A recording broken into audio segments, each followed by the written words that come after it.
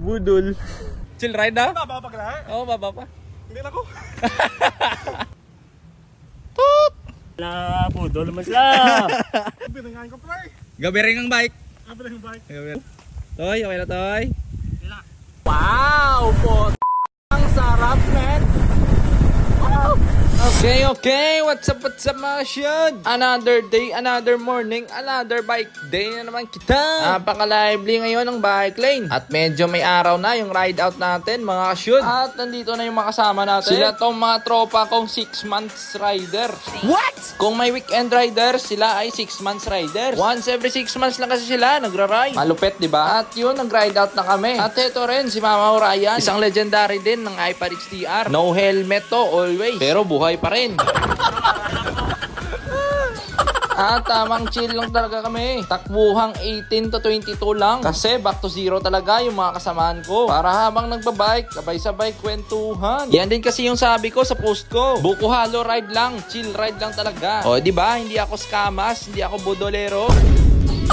Tingnan nyo naman, no? Ang saya-saya lang namin dito. At Magic, nandito na kami sa arko ng Welcome to Dumangas. Abay, masyadong maaga pa. Malapit na kami sa Anilaw. Abay, baka pagdating namin dun sa BJK, sarado pa. Mabagal lang naman yung takbo namin. Pero dire-diretso. Kaya nung nandito na kami sa Barotac Bypass, papaisip na ako kung saan ko muna sila dadalhin. Bubudulin. O diba, sumobra na kami sa entrance kung saan papasok yung BJK, Buko Halo. May natandaan kasi ako ditong short trail. Short budol na lang anay para sa mga newbie. Newbie. Short budol. Dapat kami sa eskwelahan, no? At pina-refill ko muna sila ng mga tubig kasi nalimutan ko na kung gaano kalayo dito yung daanan. At heto na nga, nakita ko na yung entrance mga ka-shoot. Abay, dito kami papasok, tapos lalabas kami sa Barangay Agbatuan. At malapit lang dun yung BJK, Buko Halo. Short budol. Ano lang pra? At natawa ako, 100 meters pa lang, may sumilip na ahon mga ka-shoot. Gapangilay.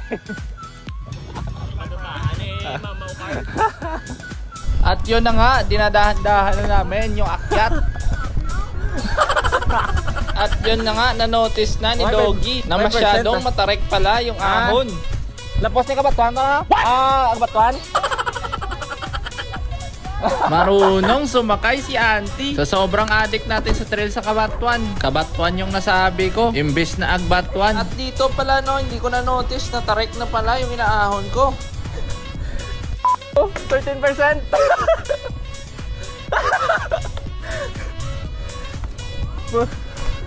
14.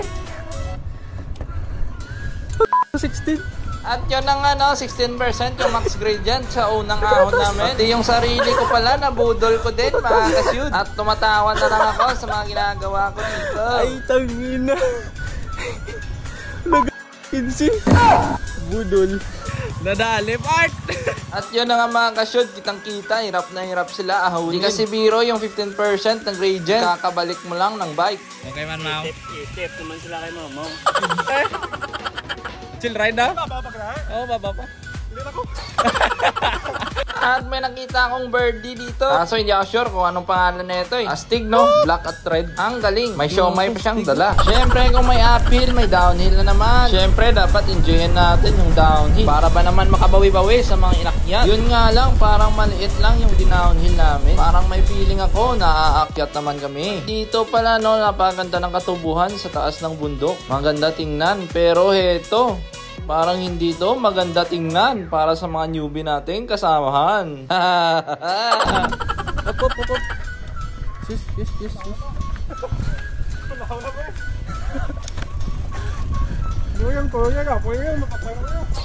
At yun nga no, tumulak na lang sila sa entry. 14% kasi agad yung bumungad sa kanila.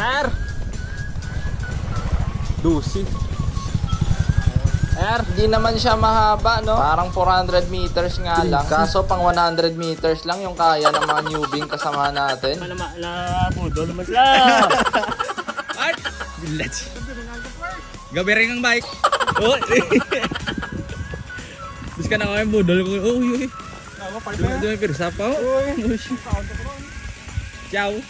Toy, okay na Toy. Good. At dito parang may natatanaw akong maganda. Uy, gago. Look.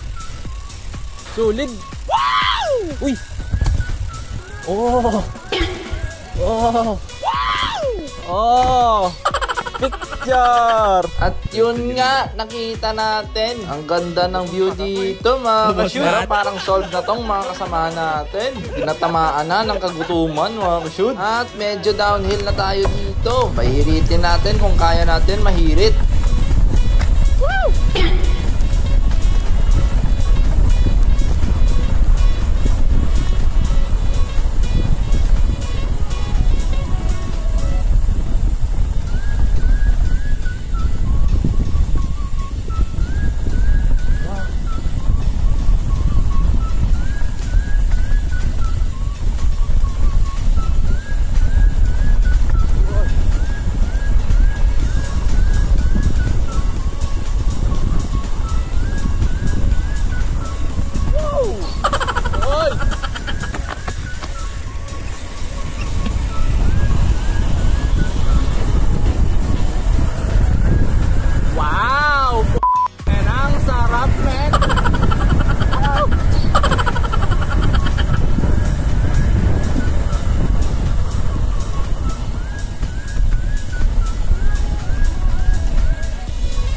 At eto na, natandaan ko na tong spot na to. Ganda ng view dito mga ka-shoot. Guys, ganito yung epekto ng budol. Tingnan nyo naman yung view. Opo, kakamos. O, di ba mga ka-shoot, may bago na naman tayong rota. Worth it. Worth it yung 15% na gradient, boy. Ang budol. Siyempre, photographer mode na naman tayo. Tingnan nyo naman yung mga muak nila. Parang hindi laspag, diba? Dinaanan ko muna yung magiting kong tiyoy. Ay! Ano naman yun ah? Kami kasi nila ditong aso. 23 ata yung aso nila dito. Kaya kung di ka kilala dito, mapapa-arp ka na naman. Tulad sa nangyari sa akin, nakaraan. Ayun na, sulitin na natin yung last na downhill. Enjoy ulit tayo mga ka-shoot.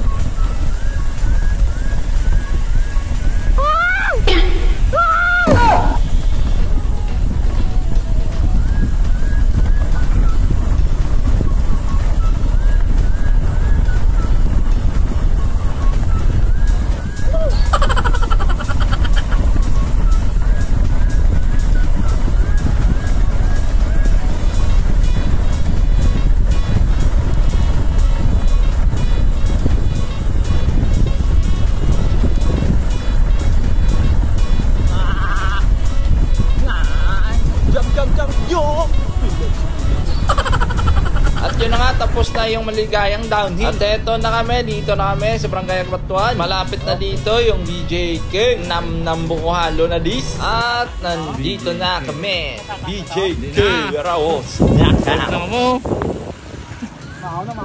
Okay.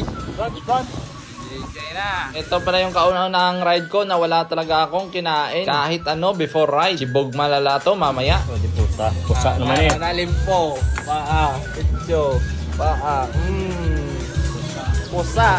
Pusa talaga ang pagkain. Tapos ng budol ride, tapos kain ng masarap na pagkain. Abaw, perfect combination. Okay. Solve. Wala pa. Ayun na yan. Alright. Tapos ng kain, buko halo attack again. Attack. Alright.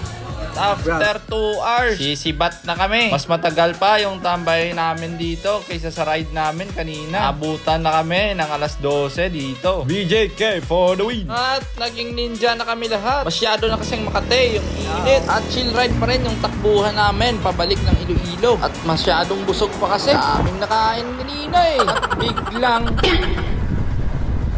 tinesting ko lang naman dito kung saan naabot yung 36 teeth na chainring. Wala, grabe na yung spinning ko pagpatak ng 52 kph. Kailangan na ata natin palitan ng 38 teeth. Pwede namang bumili na tayo ng road bike. Abay, gamot serye version 4 na naman ba? Wag. Huwag mong subukan. masisira ang buhay mo. Wag na muna. Ayaw ko na kumain ng asin, mga ka-shoot. At nandito na kami sa city. Hanggang dito na lang si Legendary no helmet. Hanggang dito na rin yung nabudol nating kasamahan. At hanggang dito na rin tayo, mga ka-shoot. May bago na namang tayong playground. Salamat sa mga nanood, mga ka-shoot. See you next live!